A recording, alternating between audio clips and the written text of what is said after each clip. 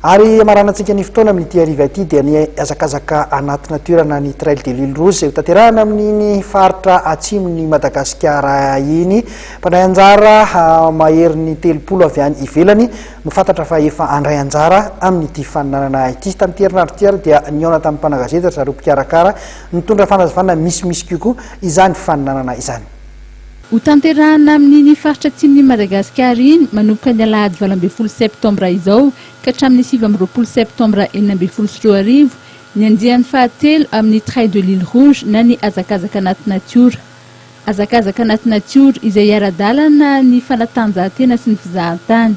Lalana mirefy 770 kilometatra no hoviten'ny mpiazakazaka izay misy dingana 4. Anomboka eo Antsirabe mandalo any Betafo miazo an'Ambositra mipakatra any amin'ny valanjavamboarina Andringotra sy ny faritra Zafimaniry rehetra iny no holalovan'ny mpiazakazaka amin'ny andian'ny fahatelo amin'ny Trail de l'Île Rouge.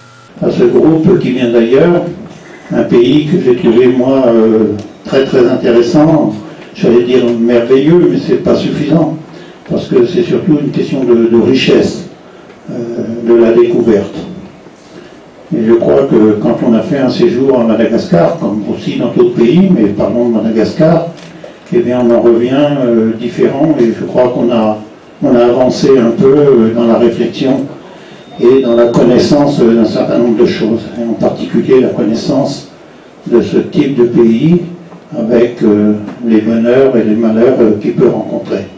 Araka ny nambaran'Andriamatoa Gérard Crodin ihany izay avy eo amin'ny Africa Trek Run karakara ny hetsika dia efa vonona avokoa ny lafin'ny fikarakarana rehetra amin'ity fifaninanana ity.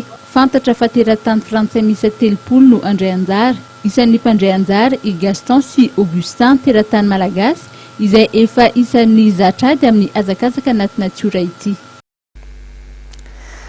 Dia iny ihany koa no mamarana ny fotoanantsika amin'ity hariva ity. Saorana betsaka ianao tany tokantrano tany nanaraka ny fandaharana hatramin'ny farany. Saorana ihany koa ireo namana teknisianina niarana tosan'ny fandaharana tamin'ity androany ity. Teo ny namana Romain, eo ihany koa ny namana Bosco dia mametraka ny veloma ary ho mandra-pioana ho amin'ny herin'ny tozo indray. Veloma tompoko.